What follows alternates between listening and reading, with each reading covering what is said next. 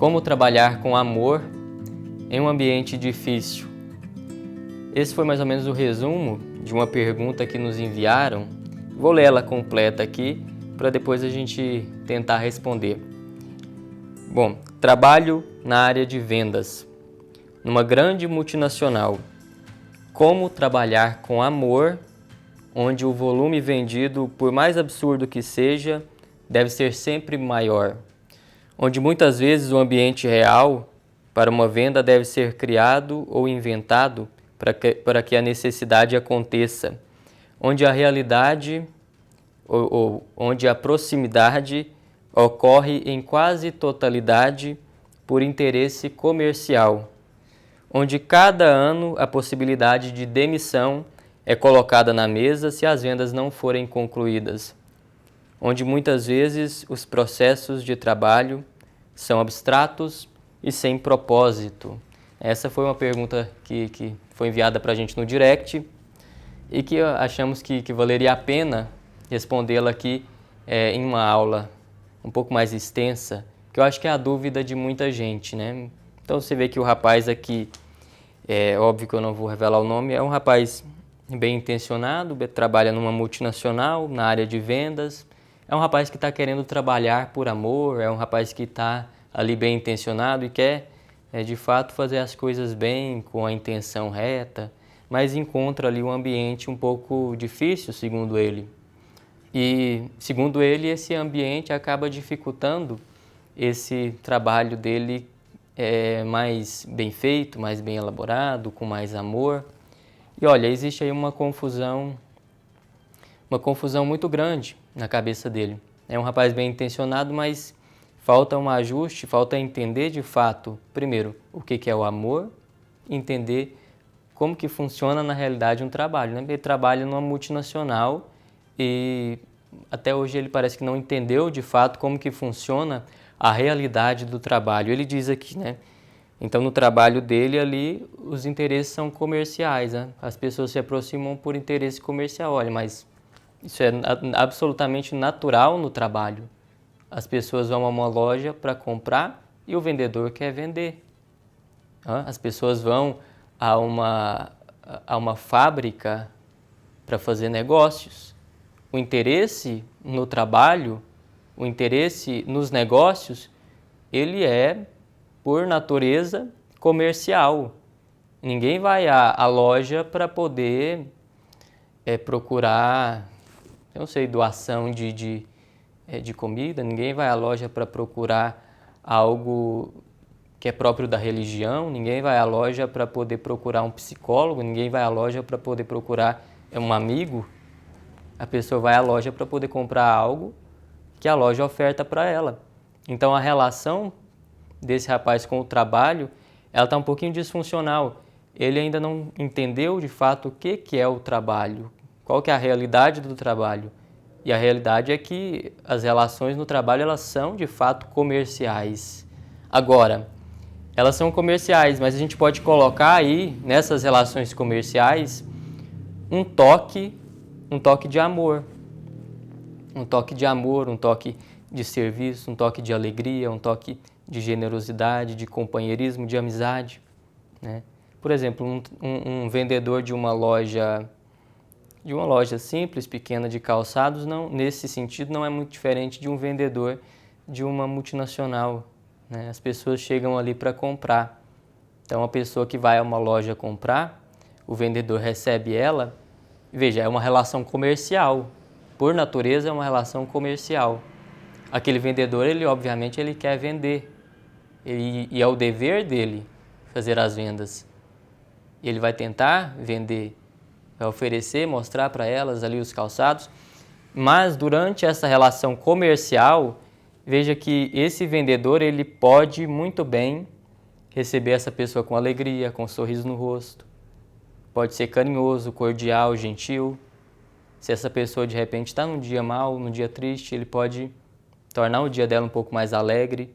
Ele pode ser gentil, prestativo, não ser aquele tipo de vendedor que sem paciência, que quer simplesmente que a pessoa compre logo ou vá embora. Não, ele pode ser prestativo, cuidadoso, atencioso, gentil, sorridente, né, companheiro, pode tornar de fato o dia daquela pessoa um pouco melhor. Então perceba que em meio a uma relação comercial, naturalmente comercial, a gente pode colocar um toque, né, uma nota de amor, de serviço, de generosidade. A gente pode levar Deus, de fato, para a vida das pessoas, para aquela relação que se estabeleceu de uma forma comercial. Então é natural no trabalho que as relações se deem por finalidades comerciais, mas a gente pode ir colocando aí, se a gente tiver um pouquinho de iniciativa, se a gente tiver um pouquinho de perspicácia, de ousadia, a gente pode colocar aí uma nota de amor, de alegria, de esperança. Então, olha, ele não entendeu de fato o que é um trabalho, né? Vou continuar lendo aqui, por exemplo, né? A cada ano a possibilidade de demissão é colocada na mesa, né? Se ele não conseguir alcançar determinado número de venda, olha, e ele trabalha numa multinacional. Essa também é a realidade de alguém que é vendedor de uma loja. Um vendedor de uma loja de calçado pequena, ele tem que vender. Se ele não vender, é claro que, né, com o passar do tempo, o patrão vai procurar um vendedor melhor, porque ele tem que vender os calçados. Então, isso é próprio dos negócios, isso é próprio do trabalho. Mas, como eu disse, a gente pode, nesse ambiente que é próprio do trabalho, incluir aí, inserir aí aquelas notas de alegria, de amor, de serviço, de esperança. E isso depende muito da gente, né? E ele faz uma confusão natural, que muita gente faz, né? Natural no sentido de que várias pessoas fazem essa confusão de, né, como eu trabalho com amor nesse ambiente difícil. Olha, é próprio do amor encarar ambientes difíceis. Porque se a gente não tem desafio, se a gente não tem obstáculos, se a gente não tem algo que nos impele a, de certa forma, fazer um pequeno sacrifício, a gente não vai conseguir trabalhar com amor. Então tem essa confusão em relação ao trabalho, a realidade do trabalho, e tem essa confusão em relação ao amor. Porque, veja bem, se eu for esperar no meu trabalho, né? Isso é muito importante. Se eu for esperar no meu trabalho um ambiente agradável, um ambiente que seja propício para eu fazer as coisas bem, para eu cumprir o meu dever, se eu for esperar isso para poder fazer as coisas com amor, eu estou totalmente enganado. Eu nunca vou, de fato, fazer as coisas bem, fazer as coisas com amor. Porque é próprio do amor encontrar ambientes onde a gente precisa fazer um sacrifício, onde a gente precisa encarar desafios, onde a gente precisa superar obstáculos, onde a gente precisa vencer algumas barreiras. E isso no trabalho é muito claro, né? Quem procura um trabalho que seja mil maravilhas, e é ótimo quando a gente encontra um ambiente no trabalho bom. Não é que a gente deve desprezar isso e que isso é ruim, não. É ótimo quando a gente chega no trabalho e encontra lá um ambiente bom, onde tem o companheirismo, tem a amizade, onde a gente é motivado a trabalhar bem, onde o processo das coisas funcionam, mas nem sempre vai ser assim. E mesmo nesses ambientes mais fáceis, mais tranquilos, mais motivadores, mesmo nesses ambientes, a gente tem que ter ali alguns desafios, porque é natural que seja assim. E nesses ambientes difíceis no trabalho, onde a gente lida com colegas difíceis, né, colegas que fazem provocações, colegas implicantes, colegas que fazem fofoca, onde a gente lida com patrão difícil, onde a gente lida com os nossos próprios defeitos, onde a gente lida com clientes difíceis, enfim, o ambiente não é dos mais agradáveis. Então, nesses ambientes, aí é que a gente deve colocar o nosso amor. Nós não podemos ser simplesmente reféns dessas circunstâncias. Nós podemos imprimir um ritmo nesse ambiente diferente.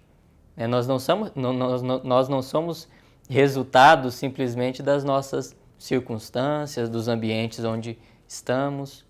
Nós podemos, com a nossa iniciativa, com o nosso empenho, com o nosso serviço, com a nossa generosidade, com o nosso amor, nós podemos ajudar a mudar um pouquinho esses ambientes. Então, se o ambiente onde eu estou é triste, bom, que eu possa levar alegria, que eu possa levar essa alegria que falta, que eu possa servir de forma alegre, que eu possa estar ali sorridente e não mal-humorado, cumprindo apenas um dever, uma obrigação para tirar ali um dinheiro, um sustento. Não, que eu possa levar essa alegria, começando com um sorriso, começando com um carinho, um companheirismo com os meus colegas, por mais que talvez eles sejam difíceis de lidar. Eu posso levar essa alegria. Se o meu ambiente de trabalho ele não é dos mais propícios para a amizade, que eu possa levar esse companheirismo, essa amizade, essa nota de amor. Se as pessoas ali são preguiçosas, que eu possa trabalhar duro, ser justo, trabalhar com empenho, servir, e quando preciso for, que eu possa ajudar as pessoas do meu trabalho. Então, que eu possa, para me trabalhar com amor, né, como foi a pergunta, para eu trabalhar com amor em um ambiente difícil, ora, o ambiente ele deve ser uma mola propulsora para que eu possa fazer as coisas bem, né, diante de um desafio, diante de um obstáculo, que eu possa superar isso e crescer em virtude e amadurecer. Então, o trabalho ele é um meio para que nós possamos amadurecer, e não é uma finalidade em si. O trabalho ele não é uma finalidade. Como que eu posso trabalhar com amor em um ambiente difícil? Ora, é aí mesmo que a gente encontra um caminho para amar. É aí mesmo que a gente encontra um caminho para amadurecer, para fazer as coisas bem, para crescer em paciência, crescer em alegria, crescer em esperança, para poder fazer aquele ambiente um pouco melhor. A gente cresce em virtude, amadurece, a gente vai ganhando ali no trabalho as virtudes, vai crescendo em estatura, crescendo em graça, vai fazendo a vontade de Deus.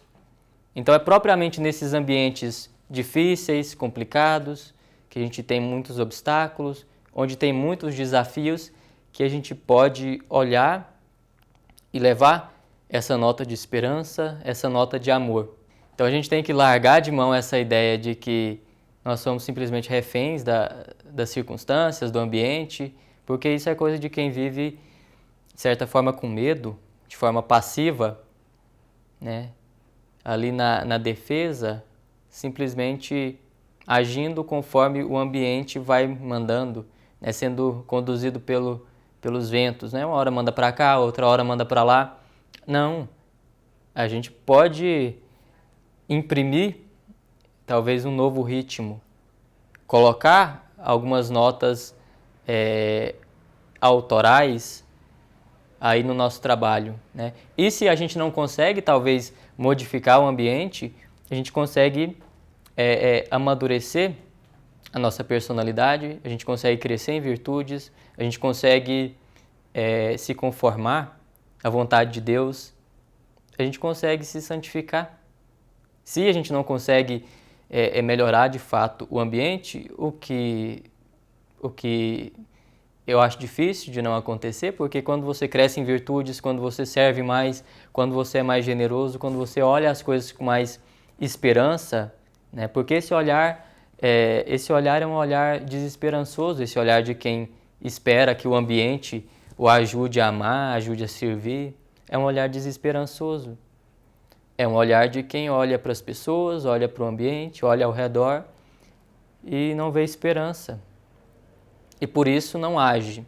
Agora, quem olha com esperança, por mais que as pessoas ali sejam difíceis, sejam complicadas, e você também você tem que reconhecer que você é, mas por mais que o ambiente seja difícil, quando você olha com esperança, você consegue encontrar meios para agir, você consegue encontrar esse impulso, essa motivação que te faz agir, que te faz tomar iniciativas, que te faz abrir um sorriso para um colega difícil, que te faz abrir um sorriso num dia difícil, que te faz ser generoso, que te faz servir bem, cumprir seus deveres, mesmo que você não esteja entusiasmado, motivado. Então, olhar com esperança, querer servir, querer ajudar as pessoas, querer crescer em virtudes, querer fazer a vontade de Deus ali no trabalho, querer se santificar, querer ver o próprio Deus que está ali no seu ambiente de trabalho, que passa naquele cliente, naquele colega de trabalho, no patrão, no funcionário.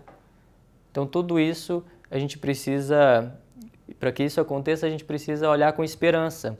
E olhando com esperança, a gente vai passar a ter uma atitude mais ativa e não passiva de quem espera que as coisas aconteçam para que a gente trabalhe bem. Não.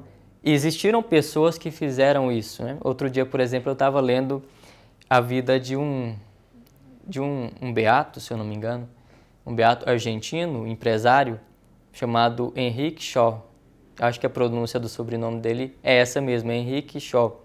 Inclusive, a gente pediu autorização para a instituição que ele ajudou a fundar lá na Argentina, uma instituição, aliás, que ajuda os empresários, ajuda os trabalhadores a poder santificar o seu trabalho, a poder cumprir os seus deveres de forma cristã.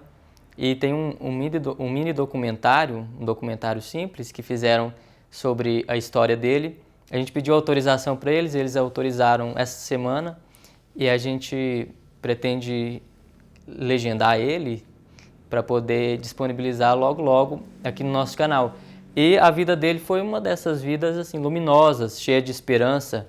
E alguém que, casado, pai de 9 filhos, se eu não me engano, 9 filhos, e que foi empresário e que conquistou muitas coisas materiais no mundo dos negócios, mas era um homem que, sobretudo, era um tipo de luz ali no trabalho.